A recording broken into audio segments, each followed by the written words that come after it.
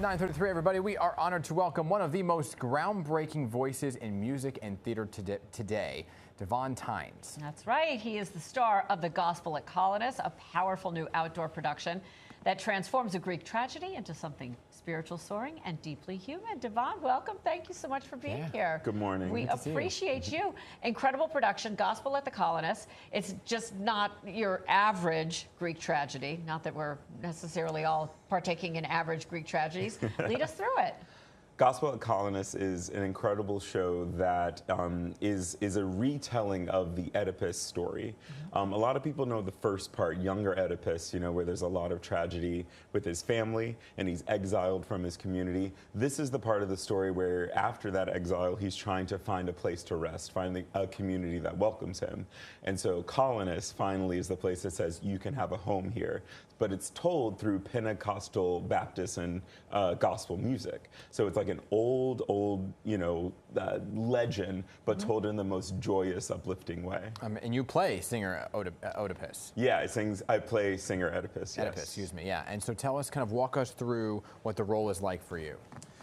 It has a huge emotional arc. You know, it starts with him very weary and old, and I also play singer Oedipus along with another gentleman named Frank, and we both together embody this person who's been, you know, dejected from the world and very, very weary, but then find the joy of, you know, finding a resting place finally, and then all of the controversy of people trying to destroy his fate or destroy what he's found. So a lot of conflict, sadness, and happiness. All told through song. All told through song. And I know you have a phenomenal cast as well to support you.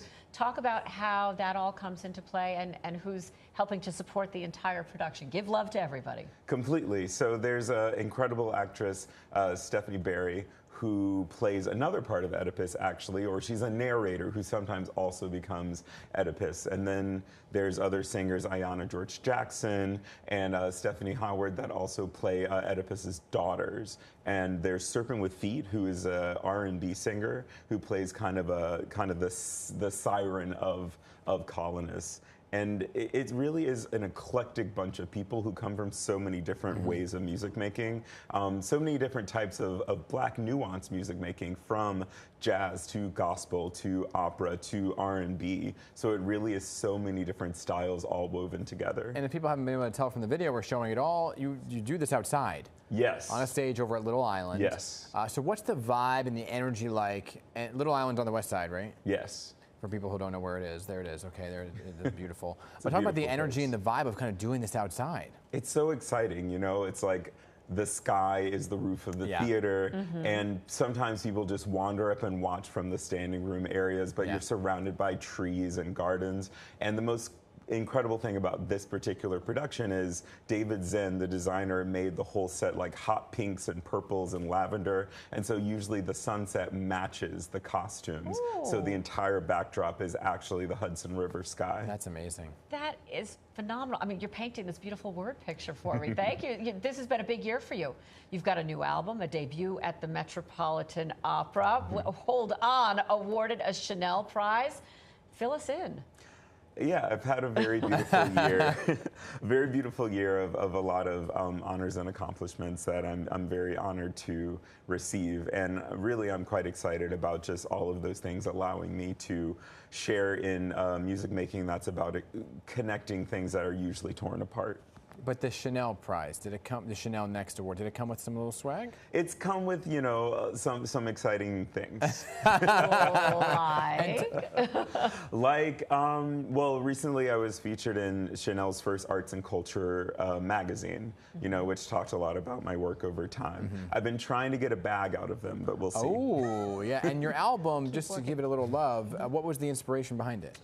So the singer Paul Robeson, I actually have a tattoo that says Robeson. Wow. You can see a little part of it.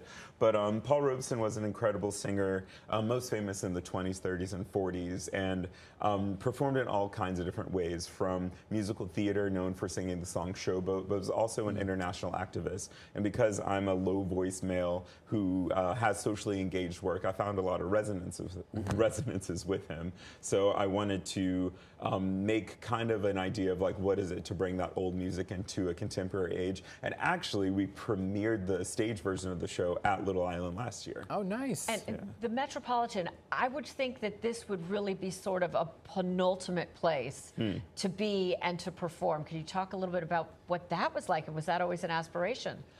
It wasn't always an aspiration because I didn't know if it was possible. You know, I went to Juilliard and the Met's right across the street.